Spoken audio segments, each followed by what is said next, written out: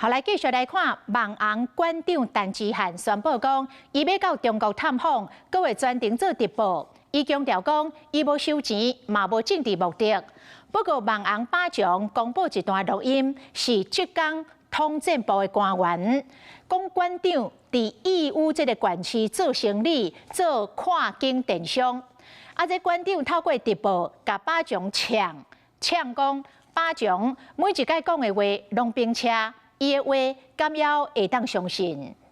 那我也做好这个准备，因为和平大使来着嘛，要付出代价。万宏馆长陈之汉顶礼拜直播，公布要去中国，佮伫当地开直播，当时强调家己未横跳走，也毋过37号反共的万宏北京公布录音，讲伊和中国没收。馆长在跟你们做跨境电商，在义乌啊，他上次跟你们台湾的，他邀了很多台湾的这个网红过来，其中有一个网红就是前段时间刚来以后喝了一场断裂事故。他怎么可以确保自己不会被抓？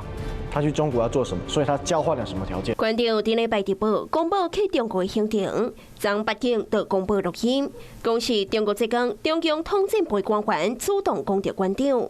馆长讲，伊大保证拢也未办好，到中国的官员跳出来讲话，警惕北京唔是头一届欧北亚了。旅游是人民的自由啊，两岸难道不可以交流啊？好多台湾的大厂在那边都有厂呢，我为什么去要投共呢？他们去就是做生意呢，怎么差那么多？我就知道你们会这样搞。 我就是故意的。在录音中，对方主动攻击馆长伫义乌做跨境的电商，佮邀请真济台湾的网红做伙参与。这个所在讲的就是中国浙江义乌国际商务城，是全球商品的集散地。当年上重要的代志，就是替世界各地供应年节的产品，吸引到未少网红来推销，甚至直接进驻。假装自己是生产厂家，搭建工厂直播间来营造销售噱头。这个馆长甲北京隔空开战，实际打电话给双方，因拢无接电话。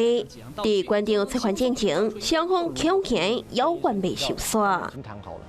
你好，我是宋彦明。想掌握最及时的新闻资讯吗？赶紧订阅、按赞、开启小铃铛，锁定华视新闻 YouTube 频道。